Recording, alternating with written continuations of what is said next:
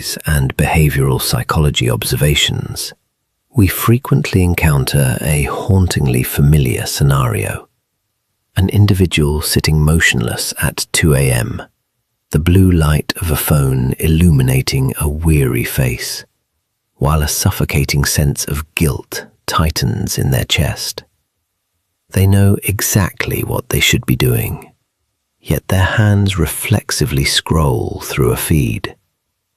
We have found that most people fall into the trap of self-shaming, viewing procrastination as a moral flaw or a weakness of character. However, through our analysis of neurobiological data, we can confirm you are not lazy. You are simply running an ancient biological software in a modern world that is far too demanding.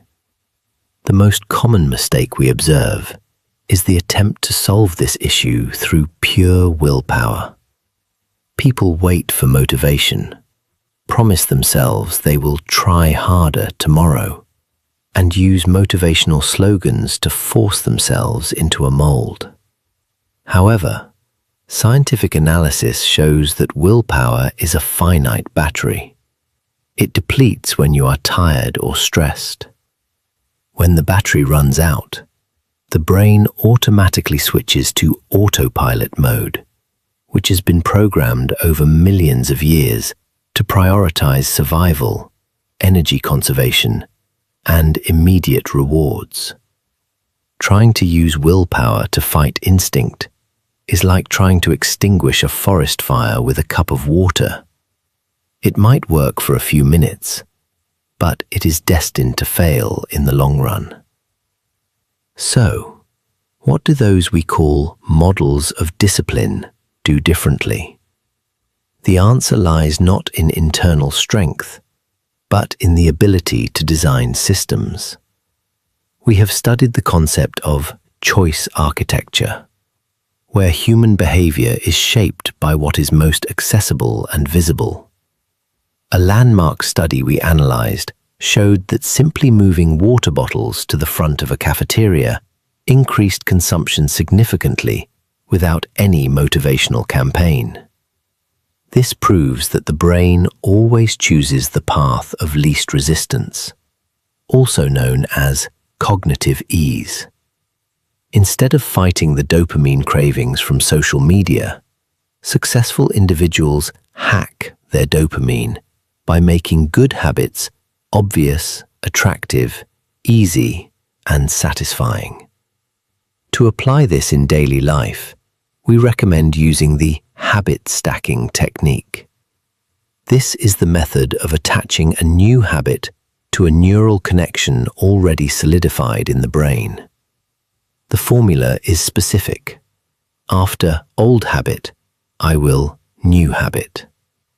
For example, instead of saying, I will meditate, say, after I pour my morning coffee, I will meditate for 2 minutes. You are borrowing the energy of an automatic action to jumpstart a new one, eliminating initial mental resistance. To make this system seamless, you must design your environment so the good habit is the default choice. If you want to run, put your shoes by the bed. If you want to study, leave your book open on the desk the night before. Of course, this journey is never perfectly smooth. In our observations, the biggest barriers appear when the body is fatigued, causing us to drift back to easy old habits. Those who achieve sustainable results do not overcome this through sheer force. They do it by minimizing friction. When they don't feel like going to the gym, they still put on their shoes and commit to just 2 minutes of activity. They understand that the goal is not perfection, but maintaining the system's operation even on the worst days. As James Clear aptly noted, you do not rise to the level of your goals, you fall to the level of your systems. Ultimately, the greatest result of this process is not just a list of completed tasks, but a shift in identity. We have observed that when a person performs a small action consistently, they are casting a vote for the person they wish to become. You are no longer someone trying to read. You become a reader. At this point, discipline is no longer a painful effort, but an inevitable consequence of a correct system and a self-aware mind. You don't need to love the process. You just need to design it so it becomes the only logical path forward. If you find these analyses valuable for your journey of self-discovery and growth, we have prepared specialized resources and free motivational guides in the description below. Download them to start redesigning your own system today. And do not forget to subscribe to the channel to join us in deeper explorations of the potential of the human mind and behavior. Discipline is not a battle.